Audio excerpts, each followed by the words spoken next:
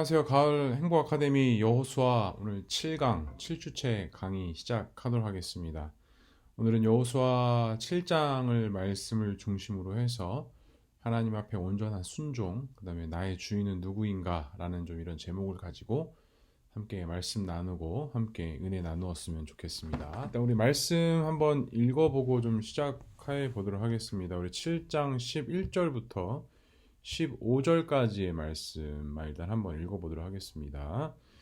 11절입니다. 이스라엘이 범죄하여 내가 그들에게 명령한 나의 언약을 어겼으며 또한 그들이 온전히 바친 물건을 가져가고 도둑질하며 속이고 그것을 그들의 물건 가운데 두었느니라. 그러므로 이스라엘 자손들이 그들의 원수 앞에 능히 맞서지 못하고 그 앞에서 돌아섰나니 이는 그들도 온전히 바친 것이 됨이라. 그 온전히 바친 물건을 너희 중에서 멸하지 아니하면 내가 다시는 너희와 함께 있지 아니하리라. 너는 일어나서 백성을 거룩하게 하여 이르기를 너희는 내일을 위하여 스스로 거룩하게 하라.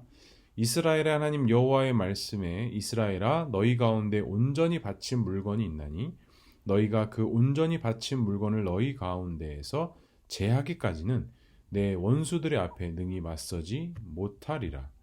너희는 아침에 너희의 지파대로 가까이 나아오라.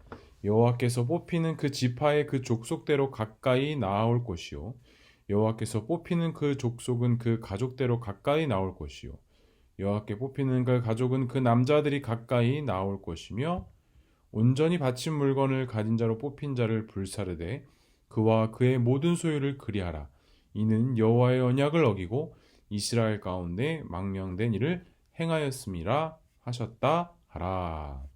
아멘. 네, 오늘은 여리고성 점령 이후에 우리가 잘 알고 있듯이 아간이라는 자가 그 여리고성에서의 얻은 전리품, 다시 말해서 하나님께서 그 여리고에 있는 모든 사람은 칼로 제하고 모든 물건은 여호와께 드려진 것이다라고 말씀하시면서 너희들은 단 한 가지도 취하지 말아야 된다라고 말씀하셨는데 이스라엘 백성 중에 이 아간이라는 자가 그 전리품을 취하게 됩니다.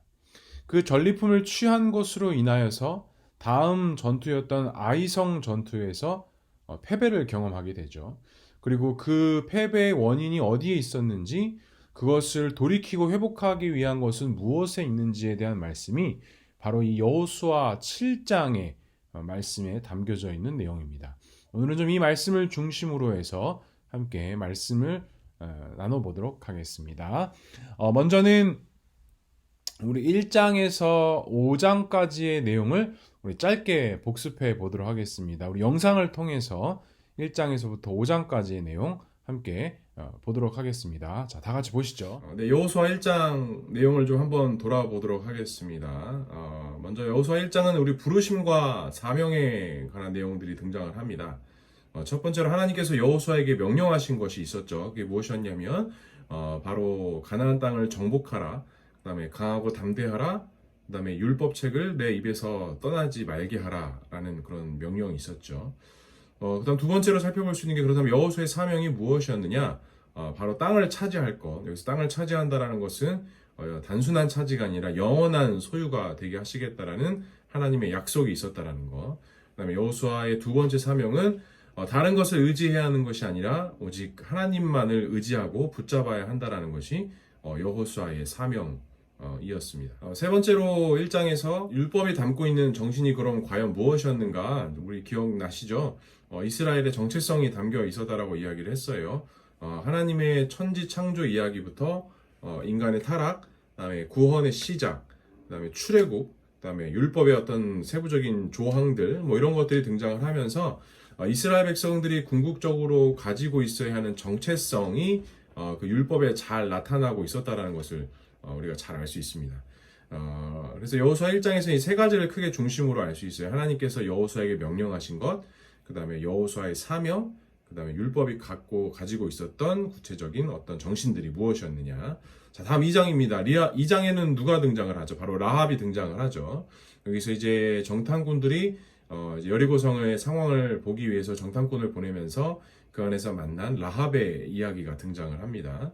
자, 정탐꾼이 라합에게서 얻은 정보는 무엇이었습니까? 이스라엘의 민족과 함께 하시는 하나님으로 인해서 그 여리고성 사람들이 두려워하고 떨고 있었다라는 정보를 얻게 됩니다.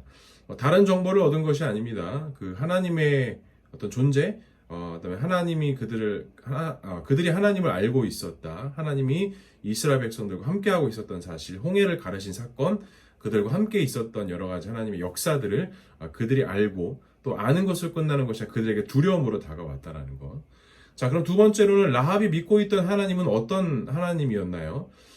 단순히 여리고성 사람들이 두려운 존재를 알고 있었던 하나님의 정도로 알고 있었던 것이 아니라 이 라합은 세상을 창조하시고 운행하시는 하나님을 온전히 믿음으로 알아가기 시작했다는 것고 또 그 하나님께서 구원의 은혜를 베푸시는 하나님이다라는 사실을 이 라합은 믿고 있었다라는 거죠.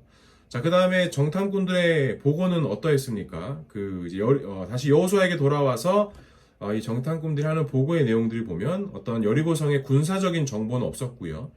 그들이 하나님을 알고 있고 하나님에 대한 두려움을 가지고 있었고 또 그 가운데 만났던 라합을 통해서 하나님께서 우리에게 약속의 확신을 주셨다. 이런 정보를 얻게 되는 거죠. 자, 그 다음 여호수아 3장의 내용은 무엇이었죠? 바로 요단강 도하의 장면이 등장을 합니다. 자, 요단강이 주는 의미가 무엇이었죠? 분명한 구분점이었다라는 것. 그래서 요단강을 건넌 이전의 삶과 이후의 삶이 분명히 달라야 하는 삶을 살아야 했다라는 것을 우리가 알 수 있게 되는 거죠. 그다음 두 번째, 그 요단강을 건너는 데 있어서 언약궤가 앞서가야 하는 이유는 하나님께서 그 걸어가야 하는 길을 알려주셔야만이 이스라엘 백성들이 건너갈 수 있었다라는 거예요. 자, 그러면 세 번째 제사장들의 사명은 무엇이었느냐? 요단강에 먼저 들어가야 했고요.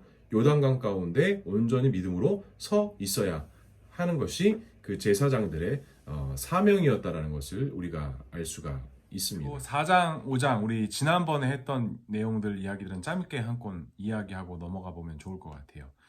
우리 4장은 어떤 내용이 있었죠? 가나안은 여호와의 땅이며 가나안 족속을 몰아내실 거라는 기념비를 세우라는 명령이 있었고요. 그다음에 제사장들은 그 요단강에 서 있던 돌들을 취하여서 기념비를 세웠고 또한 이것을 세운 이유는 이스라엘 자녀들을 교육하기 위해서 기념비를 세웠다라는 것. 그다음에 또한 이것은 온 족속과 이방인들에게도 영향력이 되게 하셨다라는 것을 우리가 알 수 있었다라는 것을 알 수 있습니다. 다음 5장 내용은 이렇습니다. 이 여러 가지 일들을 통해서 주변 국가들이 이 이스라엘 백성들을 두려워하고 무서워하고 있었다라는 거죠. 근데 여기서 주의할 게 한 가지가 있었죠. 주변 국가는 이스라엘 백성들 존재 자체를 무서워했던 것이 아니라 이스라엘 백성들과 함께 하시는 하나님을 향한 두려움과 무서움이 있었다라는 것. 그 다음에 이제 요단강을 건넌 다음에 무엇을 명령하시냐?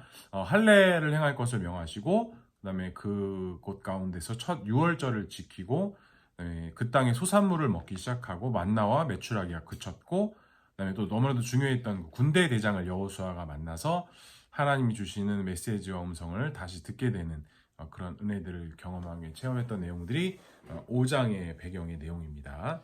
네, 5장까지의 내용은 이렇습니다. 그리고 다음 우리 지난주에 했던 우리 6장 여리고성 점령에 대한 내용을 좀 간단히 요약하자면 우리 6장은 여리고 상황을 설명했고요.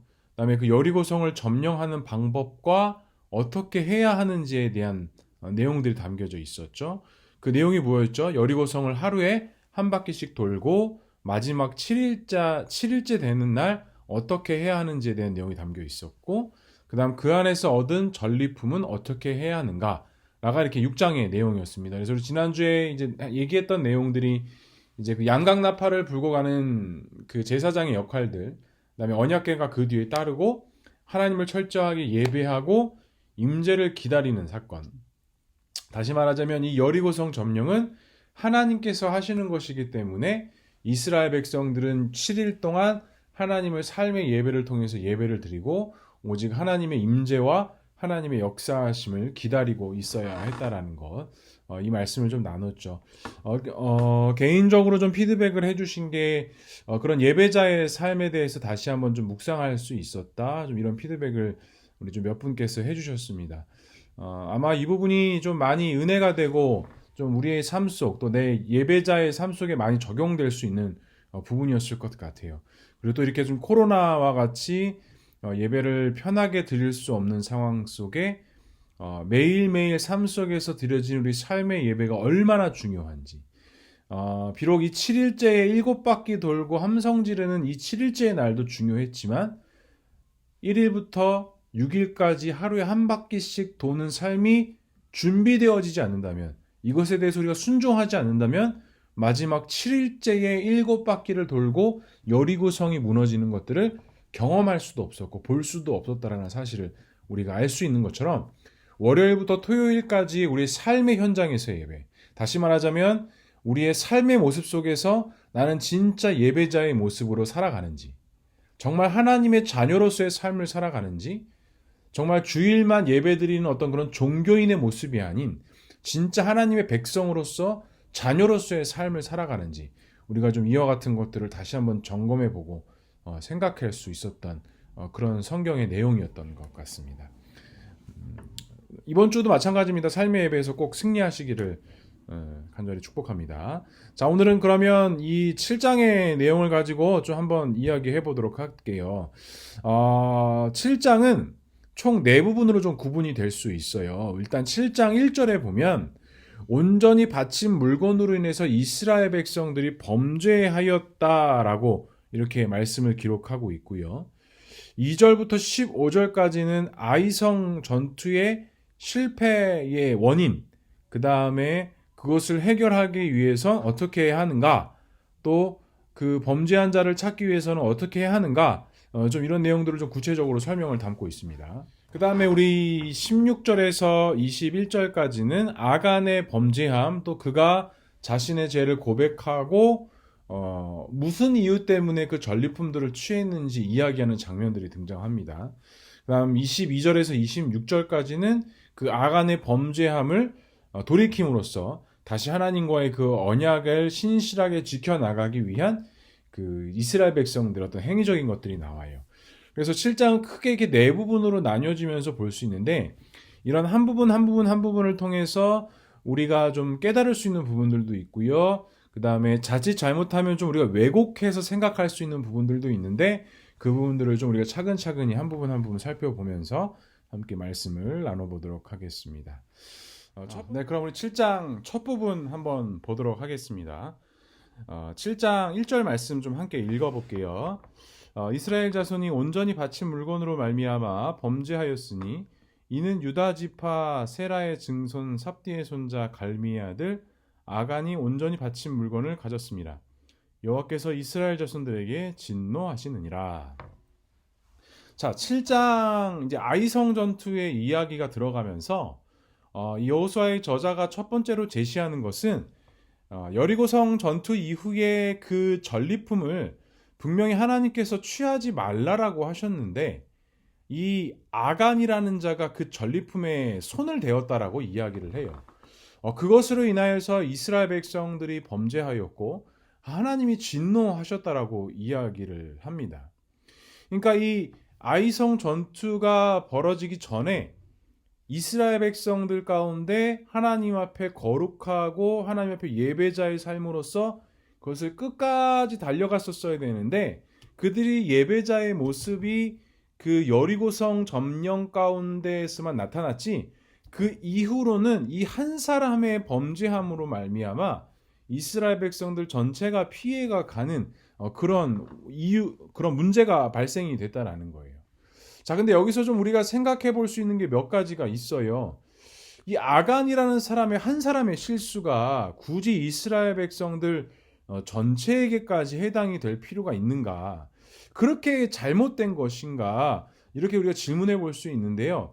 오늘 7장의 말씀 두 군데 요소에서 보면 이 여리고성의 전리품은 하나님 앞에 드려진 그 헤렘, 지난주에 제가 이제 그 원어적인 걸 같이 설명드렸죠. 하나님 앞에 온전히 드려진 것, 이 헤렘으로서 절대로 그거는 어떤 우리의 영광이나 이익을 위해서 만지거나 취해야 되는 것이 아니었어요. 자, 그리고 나서 또 한 가지, 이 그 전리품으로만 드려진 것이 헤렘이 아니라 이스라엘 백성 전체도 하나님 앞에 드려진 헤렘이었다라는 거예요. 그러니까 다시 말하자면 이 이스라엘 백성들이 이 지금까지 삶의 길을 걸어가고 출애굽 과정의 모든 여정이 하나님 앞에 드려지는 삶, 하나님 앞에 예배하는 삶, 당연히 하나님만을 바라봐야 하는 삶이 되는 것이지 절대로 다른 어떠한 것들이 그 안에 낄 수가 없다라는 거죠. 그러니까 이 아간이라는 사람의 한 사람의 실수로 인한 이 범죄함이 그 이스라엘 백성들 전체가 하나님 앞에 드려진 민족이기 때문에 전체에게까지 해당이 된다라는 것입니다. 이 부분에 관련해서는 그 아간이 이것을 취했을 때 유혹받았던 내용과 이 다른 본문에서의 내용의 연결성을 좀 가지고 있으니까 좀 이후 뒷부분에서 함께 자세하게 보면 좋을 것 같습니다. 그래서 일단은 1절의 내용에는 이스라엘 백성들이 범죄한 사실이 기록되어져 있다라는 것, 아이성 전투가 시작되기 전부터 이스라엘 백성들 가운데 문제가 있었다라는 것, 이것들을 좀 알 수가 있다라는 것이죠. 자, 두 번째 부분 2절에서부터 15절까지는 아이성 전투가 벌어지는데 실패하게 됩니다. 자, 이 내용을 좀 함께 보도록 할게요. 자, 여호수아가 이제 여리고성을 점령한 이후에 아이성을 점령하기 위해서 정탐꾼을 보내요. 자, 정탐꾼을 보내는데 이 정탐꾼들의 보고가 참 재밌습니다. 이 아이성은 여리고성하고 비교했을 때 그렇게 큰 성이 아니다. 우리가 전체가 다 갈 필요가 없고 뭐 한 2,000명에서 3,000명만 보내도 충분히 그 땅은 점령할 수 있다라는 뉘앙스의 보고를 해요. 그리고 실제적으로 말씀해 보면은 이스라엘 백성들이 몇 명이 올라가느냐? 자, 4절입니다. 백성 중 3,000명쯤 그리 올라가서 아이 사람 앞에서 도망하니? 라고 이야기를 해요. 그러니까 이 아이성을 점령하기 위해서 한 3,000명의 군사가 올라갔던 것 같대요. 근데 그 결과가 어때요? 아이성 사람으로 인하여서 도망가게 되었대요. 뭐 정확히 구체적인 이유가 무엇 때문에 그들이 도망을 가고 그들이 피했는지에 대한 기술은 나와 있지 않아요. 그런데 문제는 3,000명의 사람이 아이성을 점령하기 위해서 올라갔는데 실패했다라는 거예요. 자, 그 다음에 무슨 말씀이 나오냐? 5절의 말씀에 보면 아이성 사람들 앞에 도망한 이후에 이스라엘 백성들이 36명이 죽임을 당했다라고 이야기를 합니다. 참 신기하죠? 3,000명의 군사가 싸우러 올라갔는데 이 분명히 아이성은 여리고성보다는 작은 성이었어요. 자, 그런데 전쟁에서 실패를 합니다. 도망을 가게 됩니다. 근데 도망간 것으로 모자라서 이스라엘 사람들이 몇 명 죽게 되는데 36명이 죽게 돼요. 자, 36명이 되게 많은 사람일 수도 있고요. 되게 적은 사람일 수도 있는데 일단은 36명이 죽었다라는 거예요. 그 다음에 5절 뒷부분에 무슨 말씀이 있냐면 내려가서 빌탈에서 쳤으므로 백성의 마음이 녹아 물과 같이 된지라 라고 말씀을 합니다. 자, 이스라엘 백성들이 3,000명이 올라갔다가 아이성 사람으로 도망을 갔습니다. 그리고 36명이 죽었습니다. 그것으로 인하여서 이스라엘 백성들의 마음이 어떠했느냐? 마음이 녹아 물과 같이 되었다라고 이야기를 해요. 그 이후에 어떤 상황이죠? 여호수아가 그것의 심각성을 느끼고 하나님 앞에서 절규하고 간구하기를 시작합니다. 그리고 어떻게 하죠? 하나님께서는 실패의 원인을 말씀해 주세요. 바로 이 헤렘, 하나님께 온전히 드려진 것에 손을 댔다라는 거예요. 그리고 그 뒤에 무슨 12절 13절에 무엇을 말씀하시냐?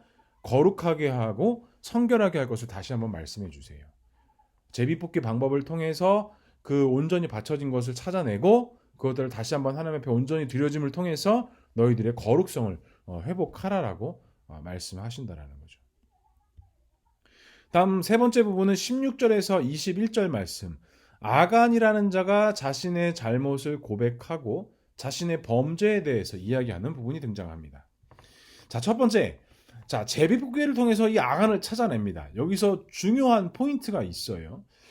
분명히 하나님께서는 어떠한 자가 온전히 드려진 것을 손을 댔는지 한 번에 말씀하시고 한 번에 그것들을 처리하실 수도 있었어요.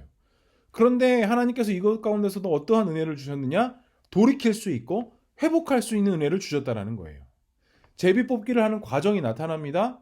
이스라엘 민족 중에 제비를 뽑아 지파를 선정하고 지파 중에 또 제비를 뽑아 가정을 선정하고 그 가족 중에 제비를 뽑아 그 물건에 손을 댄 자를 찾아내는 그 과정이 있었어요.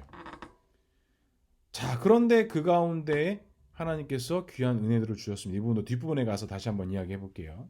자, 두 번째는 노력한 물건 중에 이 아간이 내가 그것을 보고 탐내어 가져갔다라고 이야기를 합니다. 여기서 보았다, 탐내었다, 가져갔다라는 이 세 가지 동사가 중요합니다. 이제 다른 본문하고 좀 비교할 때 필요합니다. 이 부분도 뒷부분에 가서 같이 이야기를 해보도록 하겠습니다.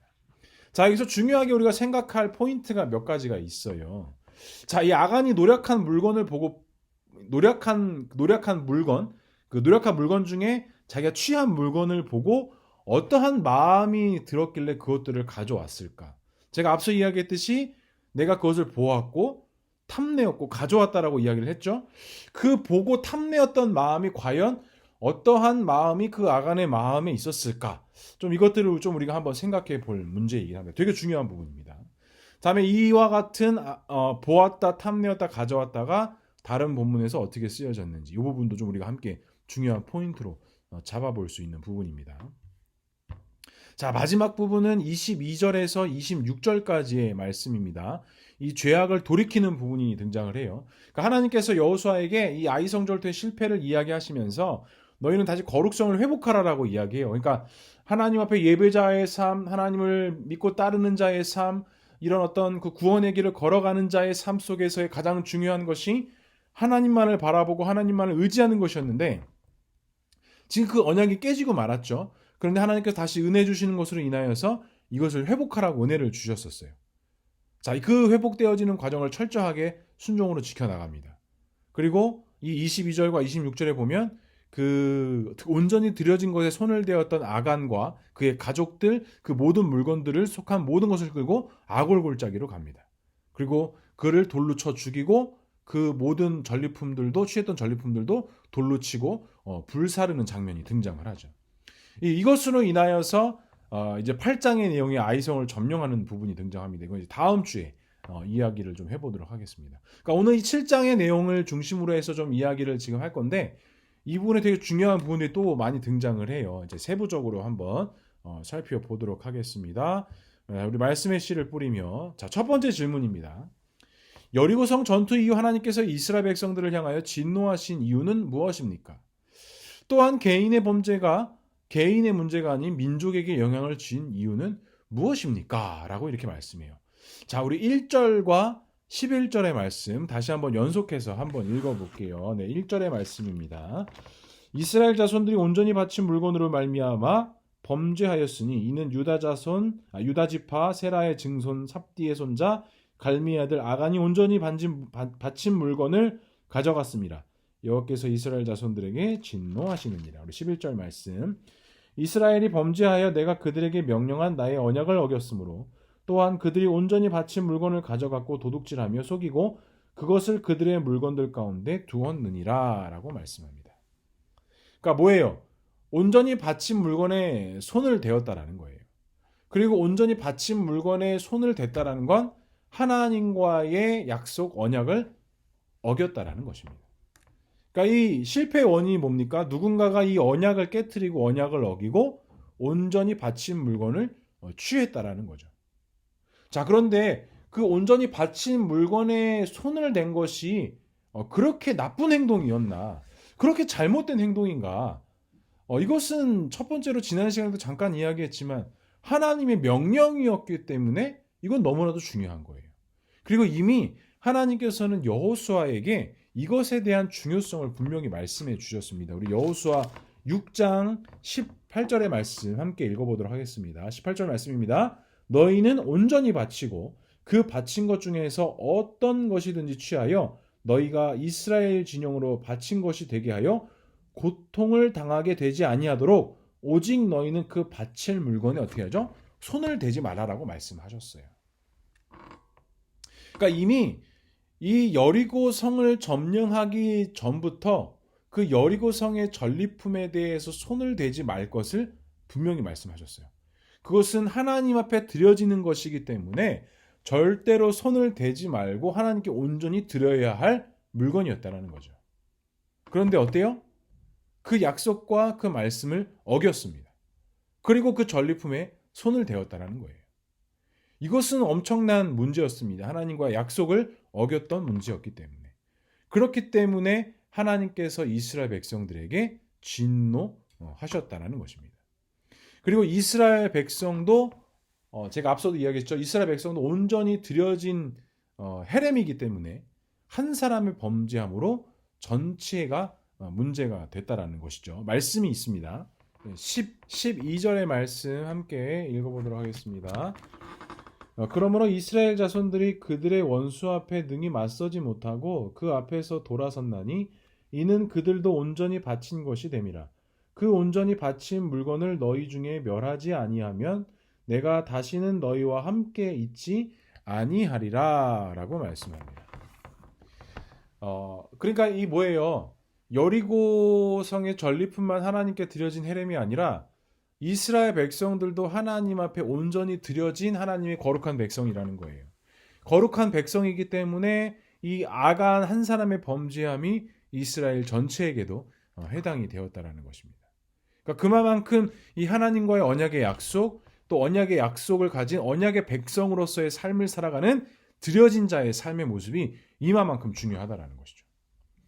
우리의 삶의 모습을 좀 돌아보면 어떤가요? 우리가 하나님 앞에 구원받은 자녀로서 당연히 하나님 앞에 속한 자로서 믿음의 삶을 살아가야 되지만 그와 같은 삶을 살아가지 못할 때 우리가 하나님의 언약 백성으로서의 삶이 주어지지 아니하는 것처럼 우리는 하나님 앞에 드려진 자의 삶, 하나님 앞에 온전히 속한 자의 삶을 살아가야 된다는 것입니다.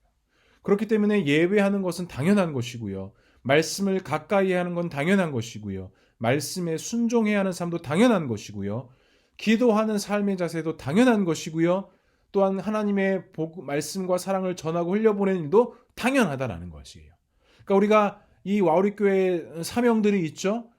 이와 같은 사명을 감당하는 것이 우리에게 부담스럽고 어렵게 다가오는 것이 아니라 이것은 하나님 앞에 드려진 자로서의 마땅한 삶, 당연한 삶, 사명자의 삶이 된다라는 것을 우리가 꼭 기억해야 한다는 것입니다.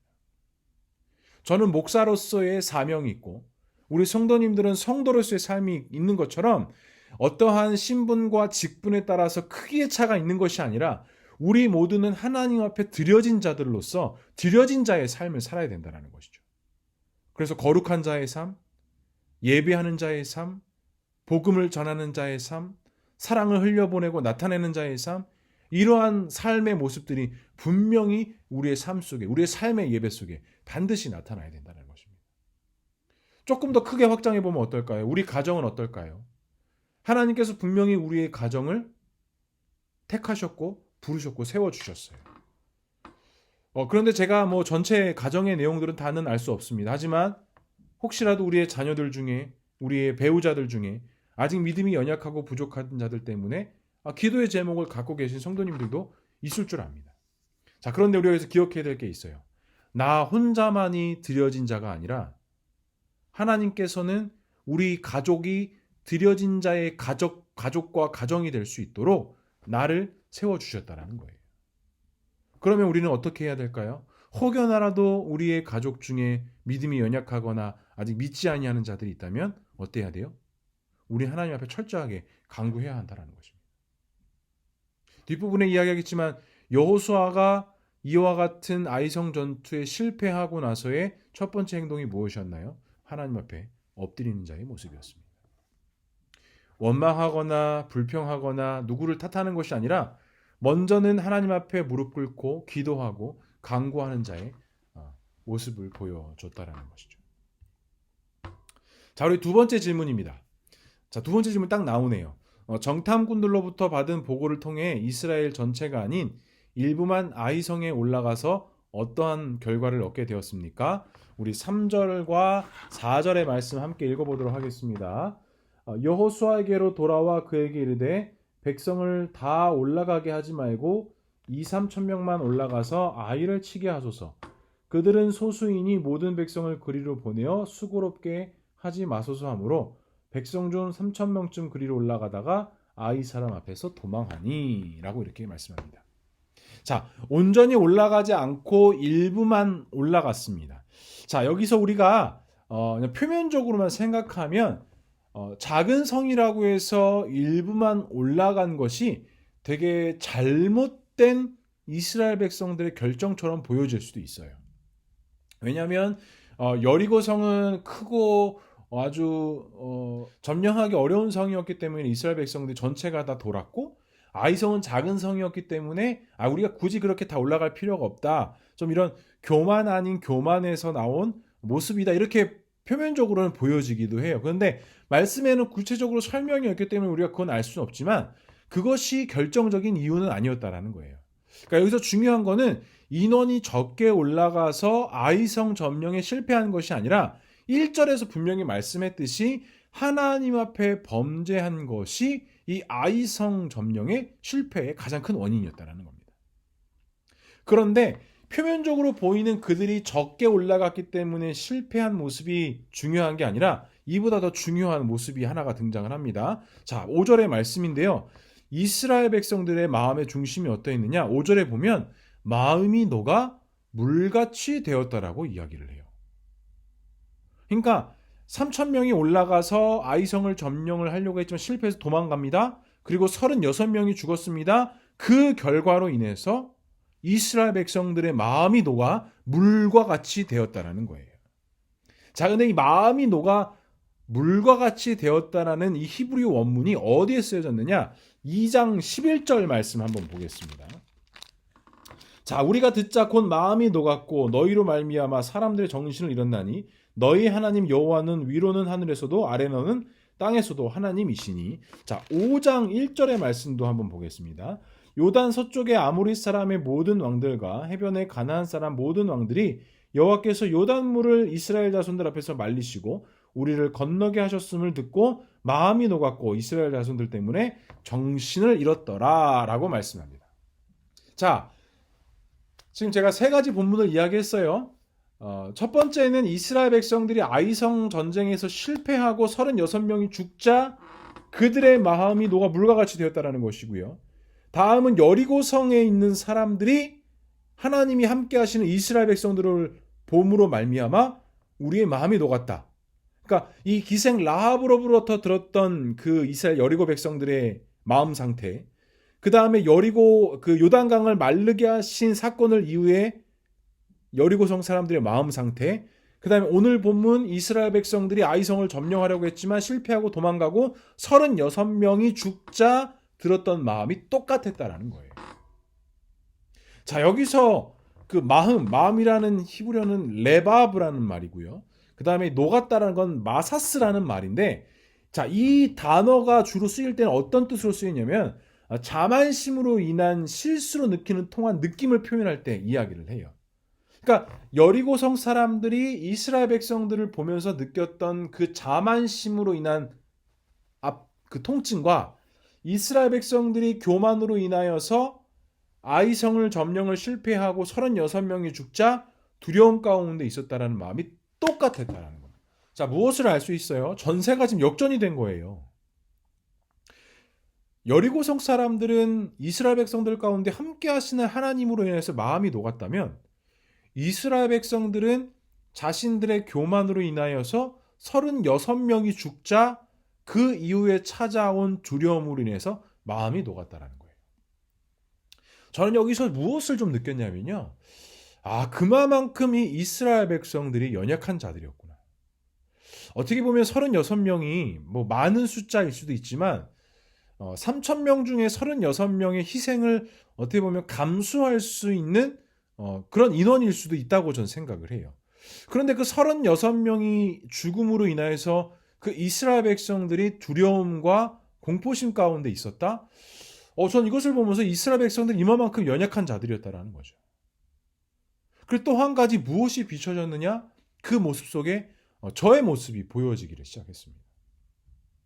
뭐 겉으로는 목사이고 말씀을 전하는 자이고 어떻게 보면 되게 막 믿음이 훌륭한 것 같고 강한 것 같고 뭐 웬만한 어떤 고난과 역경에서는 흔들릴 것 같지 않은 모습처럼 좀 보여질 수도 있는데 한없이 두렵고 걱정이 되고 염려가 되는 그런 저의 모습이 이 이스라엘 백성들과 너무 닮아 있다는 것을 전 느끼게 되었어요. 그리고 우리가 너무나도 잘 알고 있듯이 그런 걱정과 그런 염려는 어디서부터 시작을 하죠? 진짜 내가 연약하고 나약하기 때문에 찾아오는 두려움과 걱정이기보다는 어찌 보면 이스라엘 백성들이 오늘 하나님 앞에 범죄하고 거룩성을 지키지 못하고 예배자의 삶을 살지 못하는 그런 어떤 거룩한 부담감에서부터 찾아오는 그런 두려움들, 그런 걱정들이 저의 마음, 우리의 마음 속에서도 여전히 발견된다는 것이죠. 우리 성도님들의 마음은 어떠세요? 어떤 상황 속에 이런 두려움과 걱정들이 찾아오시나요? 뭐 상황이나 환경적으로 어려울 때도 찾아올 수 있겠지만 어떻게 보면 우리가 하나님 앞에 온전히 믿음으로 살지 못하고 온전히 믿음으로 서지 못하는 그런 거룩한 부담감이 찾아올 때 우리의 마음이 녹아내리게 된다는 것입니다. 근데 또 한편 여기서 우리가 생각해 볼 것은 마음이 녹아내린다라는 이러한 표현들이 우리의 어떤 교만으로 인하여서 찾아오는 후회 같은 감정일 수 있지만 때로는 이러한 또 마음이 녹아내림이 있을 때 우리가 하나님 앞에 나아갈 수 있게 된다는 거죠. 그러니까 우리 여호수아가 군대 대장을 만나서 너가 내 편이냐 너 우리의 적 편이냐 물어봤을 때 그런 두려움 걱정들 또한 오늘 본문에서의 이런 이제는 다 됐다. 우리가 여리고 성도 점령한 사람들인데 저 아이성 우리가 점령하지 못하겠느냐. 어떤 이러한 좀 나태함들이 그들 가운데 있지 않았을까.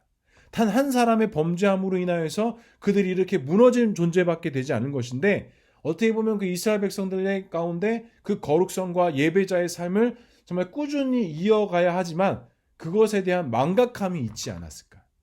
그것 때문에 다시 한번 하나님께서 이스라엘 백성들에게 중요한 메시지를 던지시는 건 아니었나. 저는 좀 이렇게 생각해보고 적용해 보았습니다. 자, 세 번째 질문입니다. 자, 패배 이후 여호수아가 보인 첫 번째 행동은 과연 무엇이었습니까? 자, 첫 번째 여호수아의 판단입니다.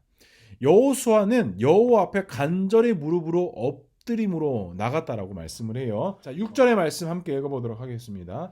여호수아가 옷을 찢고 이스라엘 장로들과 함께 여호와의 궤 앞에서 땅에 엎드려 머리에 티끌을 뒤집어 쓰고 저물도록 있다가 라고 이렇게 말씀하죠. 이 옷을 찢는 행동은 우리가 잘 알다시피 어떤 극심한 고통과 아픔이 있었을 때 하는 행위들이었어요. 그러니까 여호수아가 이 아이성 실패 이후에 굉장한 아픔과 고통이 있었다라는 거예요. 그리고 그 고통과 아픔이 있었을 때 다른 어떠한 방법으로 분노를 표출한 것이 아니라 하나님 앞에 나아가 옷을 찢고 주님 앞에 엎드렸다라는 것이죠. 자, 이 영적인 리더의 중요성은 저 여기서 나온다고 생각을 합니다. 충분히 어떤 인간적인 요소, 인간적인 생각으로 판단하고 방법들을 찾아갈 수도 있습니다. 하지만 여호수아는 그러한 리더십을 발휘하지 않습니다. 여호수아는 이미 하나님 앞에 많은 것들을 보았고 깨달은 자였기 때문에 다시 한번 하나님 앞에 나아가 무릎을 꿇게 된다는 것이죠. 자, 이와 같이 여호수아와 장로들이 하나님 앞에 간구하자 하나님께서는 무엇이 문제였고 이것을 회복할 수 있는 방법을 말씀해 주세요. 자, 바친 것을 찾아내야 한다. 두 번째, 바친 물건을 취한 사람이 바로 받침이 되면 이 모든 것이 다시 원위치 될 것이다. 그리고 제비를 뽑아 그 사람을 찾아내게 해라 라고 말씀하셨어요. 자, 여기서 문제는 두 가지 좀 중요점 포인트 잡고 넘어갈게요. 첫 번째는 하나님 앞에 드려진 것을 다시 회복해야 된다는 거예요. 그러니까 온전히 하나님 앞에 드려진 것은 하나님의 것으로 가야지 그것을 내 것으로 취하고 내 것으로 여기면 하나님의 이 진노와 심판은 끝나지가 않는다라는 것이에요. 두 번째 포인트, 제비를 뽑아서 그 사람을 찾아가라는 말입니다. 자, 아간이라는 자는 분명히 이 하나님의 바쳐진 물건에 손을 댔어요. 그 다음에 이 7장의 내용은 이 사건이 끝난 이후에 기록되어진 것이기 때문에 저자가 1절에 먼저 그 실패의 원인을 기록하고 그 과정을 써내려갔습니다. 자, 그러면 이 상황 속으로 좀 우리가 한번 들어가 보자면 하나님께서 이것들을 찾아가는 방법을 말씀해 주셨어요. 그리고 이제 제비를 뽑아가기 시작을 합니다. 지파가 뽑혔고요. 가정이 뽑혔고요. 뽑혀가는 과정들이 있었어요. 자, 그 가운데 그 아간의 마음이 어땠을까요? 긴장되기 시작하지 않았을까요? 점점 그 하나님 앞에 드려진 물건을 자들을 찾아가는데 점점점 나에게로 좁혀지는 모습들이 왔을 때 이 아간은 되게 두렵고 떨리는 마음 가운데 있었을 거예요. 그런데 저는 여기서 하나님께서 왜 제비를 뽑아서 그 아간이라는 사람을 찾게 하셨을까? 여기서 하나님께서 무슨 기회를 주시고 무슨 은혜를 주신 것일까 좀 이렇게 좀 곰곰이 한번 생각을 해봤어요. 그리고 만약에 내가 아간과 같은 이러한 잘못을 저질렀다면 과연 이런 제비뽑기 상황 속에서 하나님께서 나에게 말씀하시는 것은 무엇일까? 저는 나름대로 좀 이렇게 생각해 보았습니다. 하나님께서 아마 회개할 수 있는, 돌이킬 수 있는 기회를 이 아간에게 주신 것이 아닐까, 저는 좀 그렇게 생각해 보았어요. 만약에 이렇게 제비를 뽑아가는 과정 속, 좁혀가는 과정 속에 아간이 정말 그 자신의 죄악을 뉘우치고 자신에게 제비가 뽑기 전에 먼저 하나님 앞에 나와 자복하고 회개하고 통회하는 마음으로 나갔다면 하나님께서 그 아간을 용서하시고 다시 한번 그를 세워주시지 않으셨을까 저는 생각을 합니다. 하지만 어때요? 아간은 자신이 제비를 뽑기 전까지 그 두려움을 극복하지 못하고 결국에는 자신이 제비를 뽑아 자신의 죄를 고백하게 됩니다. 이미 기회는 지나갔죠. 이미 기차는 지나갔죠. 자, 우리 삶 속에서도 이러한 상황들이 참 많이 있을 때가 있습니다. 첫 번째 중요 포인트 뭐였나요? 하나님께 드려진 것은 하나님께 드려진 것이에요. 절대로 하나님께 드려진 것에 우리가 손을 대거나 그것들을 내 것으로 취하면 안 된다라는 것이죠. 하나님께 드려진 것이 무엇이 있을 수 있겠어요? 우리가 하나님 앞에 작정한 어떤 기도의 제목일 수도 있고요. 또 우리가 하나님 앞에 드려진 자로서의 마땅히 해야 할 어떠한 감사의 제목들, 또 어떤 헌금 부분들, 11조 부분들, 감사의 헌금 부분들, 이런 부분 요소들이 하나님께 드려진 그런 약속, 우리가 당연히 감당해야 할 어떤 그런 하나님 앞에 온전히 드려진 헤렘이 될 수 있다라는 건 사실이죠. 제가 부끄러운 고백인데요. 신대원 시절이었던 것 같아요. 그때 이제 졸업을 앞두고 이제 제일 좀 힘들었던 여러 가지 상황적으로 힘들었던 시기인데 정말 부끄러운 얘기인데요. 제가 그때 전도사로서 1년 동안 11조 헌금을 1년 동안 내지 못했던 적이 있습니다. 그때 당시 저의 사례비가 80만 원을 받고 네 식구, 막내가 태어나기 전이거든요. 네 식구가 살고 있었어요. 그런데 거기서 이제 등록금도 마련해야 되고 차비, 그다음 생활비, 아이들 어린이집 다니는 비용들 이것들을 한 6, 7년 가량 동안 80만 원이라는 정해진 그 사례비로 살았던 기간들이 있어요. 그런데 이제 아이들이 점점 커가고 생활 범위도 많아지다 보니까 이 당연히 하나님 앞에 드려야 할 이 11조 부분들을 지키지 못하는 상황들이 펼쳐지고 말았습니다. 정말 괴로운 시간들이었어요. 1년 동안 11조 헌금을 하지 못하면서 찾아오는 그 자괴감들. 내가 진짜 목회자로서 이런 자질들이 있는 것이 맞는 건가? 막 이런 생각이 들 정도로 정말 내가 학교를 그만둬야 되나? 이 길을 그만 돌아서야 되나? 좀 이런 정말 극단적인 선택까지 가는 좀 그런 시간들이 저에게 좀 있었는데요. 정말 괴로운 시간이었습니다. 어쩔 수 없이 현실의 벽을 넘지 못하고 내가 살아가야 될 것들을 먼저 해결하고 이런 11조 부분들이 뒤로 밀려가는 상황 1년이나 반복이 됐죠. 물론 그 거룩한 부담감, 자괴감이 1년 동안 지나오면서 정말 어떻게 보면 되게 막 극심한 스트레스와 지금은 이렇게 웃으면서 얘기하는데요. 그때는 정말 괴로운 시간들이었어요. 그리고 그 어려운 시간들이 조금 끝나면서 하나님 앞에 다시 한번 회개하고 다시 한번 결단하면서 마지막 신대원 3학년 생활을 하면서는 어떤 결단들을 내냐면 사례비가 들어오자마자 무조건 11조를 먼저 이렇게 그 온라인으로 이렇게 드리기를 시작을 했죠.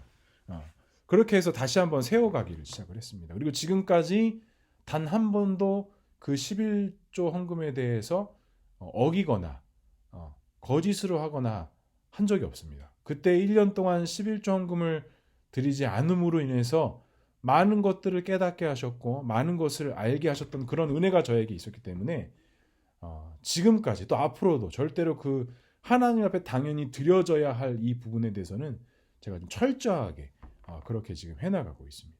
그러니까 오늘 이 하나님께서 이스라엘 백성들에게 말씀하신 하나님 앞에 드려진 이 헤렘, 하나님 것은 분명히 하나님 것에 있어야 한다는 것이죠. 그리고 이 아간이라는 자에게 제비를 뽑아가는 과정 속에서 분명히 회개할 시간들과 기회들을 주셨지만 이 아간이 그것들을 이겨내지 못하고 결국에는 죽음으로써 그 마지막을 달리했다라는 것을 좀 우리가 말씀을 통해서 알 수 있습니다.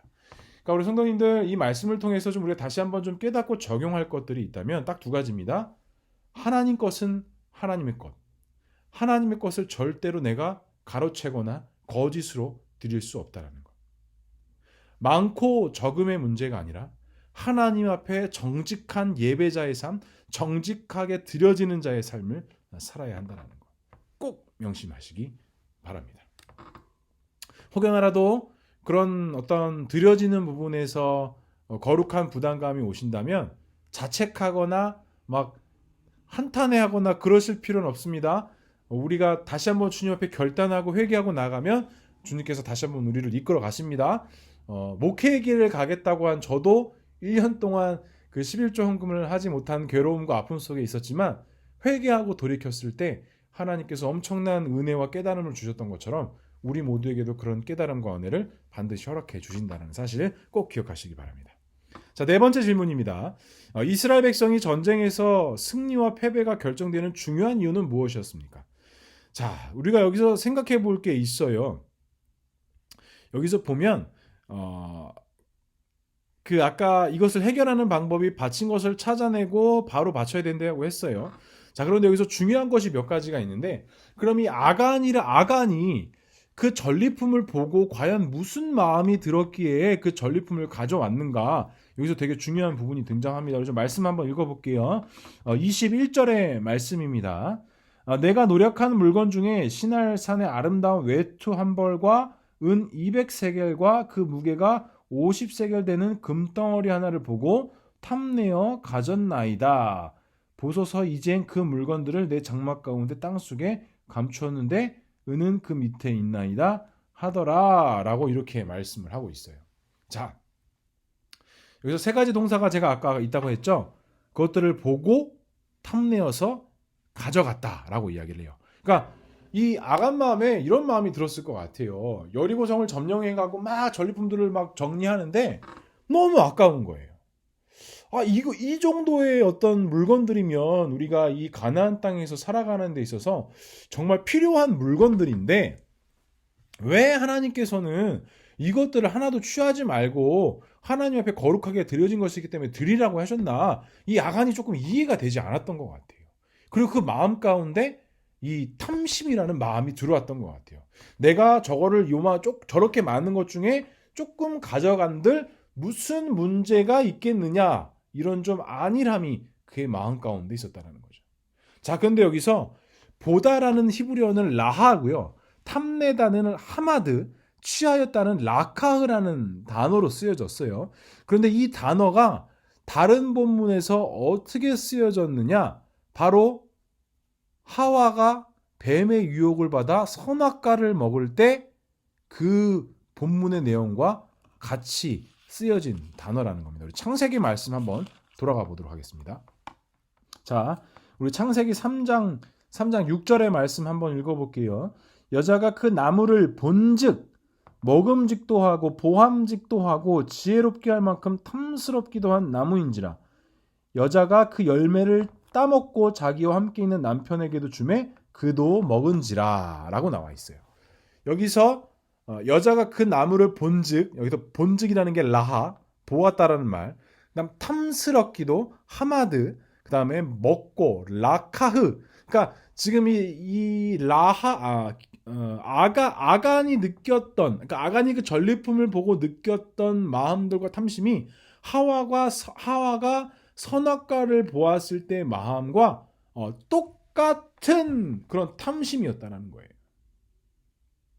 그러니까 얼마나 이 인간의 탐욕과 탐심이 이와 같은 결과를 가져오는가 우리가 알 수 있다라는 거예요. 그러니까 이 결정적인 이 아간은 이 사단이 주는 이 어떤 유혹 속에 그것들을 보았고 그것들에 대한 매력적인 것을 느꼈고 그것을 취하였다라는 거예요. 그러니까 이 인간의 탐심이 이만큼 연약하고 나약하다는 것입니다. 여기서 되게 특이한 점이 하나가 있습니다. 에덴 동산에서의 첫 번째 탐심이 하와였다면 가나안 땅에서의 첫 번째 탐심이 이 아간 사건이었다는 거예요. 참 하나님께서 이 약속의 땅을 이루어 가시는데 이 인간의 탐심이라는 것으로 인하여서 피조물들이 무너지고 언약 관계가 깨어지는 장면들이 등장을 하죠. 근데 하지만 이 에덴 동산에서의 탐심과 이 약속의 땅에서의 탐심에서 나타나는 똑같은 은혜가 무엇이었느냐? 하나님은 회복하고 돌이킬 수 있는 은혜를 모두에게 허락해 주셨다라는 거예요. 약속을 지키지 않고 깨졌다라면 하나님께서 심판하실 수 있었지만 하나님께서는 심판하지 아니하시고 돌이킬 수 있는 은혜를 주셨다라는 것이죠. 자, 그럼 적용 질문입니다. 첫 번째입니다. 삶 속에서 하나님을 온전히 믿지 못하고 순종하지 못할 때가 있습니다. 그 원인과 이유는 무엇입니까? 순종하지 못하는 이유가 무엇이 있을까요? 하나님 앞에 당연히 온전히 드려야 될 것들을 드리지 못하는 이유가 무엇이 있을까요? 바로 이 탐심, 이 유혹, 이 가운데 우리가 너무나도 연약한 존재들이라는 사실입니다. 그리고 왜 이런 유혹과 연약함에 우리가 매 순간 넘어지느냐? 우리가 예배자의 삶, 드려진 자의 삶에 어떤 그런 사명감을 우리가 책임감 있게 수행하지 못하기 때문이라는 것이죠. 상황이나 형편에 따라 우리의 사명이 달라지지 않는데 우리의 믿음의 방향, 우리의 삶의 방향이 한없이 상황과 환경 속에 달라지기 시작한다는 겁니다. 두 번째 적용 질문입니다. 결국 하나님은 우리에게 요구하시는 것이 무엇입니까? 나의 주인은 누구입니까? 저는 이 본문을 통해서 정말 하나님께서 우리에게 말씀하시는 건 이 주인의 문제에 대해서 말씀하시는 것 같아요. 아간이 그 전리품들을 보면서 하나님이 나의 온전한 주인이시다라는 그 믿음의 고백 속에 그 주인의 문제를 철저하게 지키고 있었다면 저는 아마 그 유혹에 넘어가지 않았을 거라고 생각을 합니다. 제가 그 과거의 시절, 힘들고 어렵던 시절에 하나님이 나의 주인이라는 사실을 놓치지 않았다면 절대로 그 하나님 앞에 드려질 것들을 내가 거짓으로 하지 않았을 텐데 그 주인의 문제를 제가 망각하고 말았다는 것이죠. 사랑하는 성도 여러분들의 주인은 지금 누구이십니까? 혹시 하나님이 아닌 다른 것이 나의 주인 되고 있지는 않습니까? 오늘 말씀을 통해서 우리가 다시 한번 회개하고 돌이키기 원하는 것은 우리가 예배자의 삶을 살아가면서 하나님의 역사와 은혜를 체험하는 삶을 살아가면서 중요하게 놓치지 말아야 할 것은 하나님은 예나 지금이나 앞으로도 우리 모두의 주인 되어주신다는 사실이에요. 하나님이 나의 주인 되어주시기 때문에 하나님께서 모든 것을 책임지시고 모든 것을 이끌어 가시고 모든 것 가운데 하나님 뜻을 나타내신다는 사실입니다.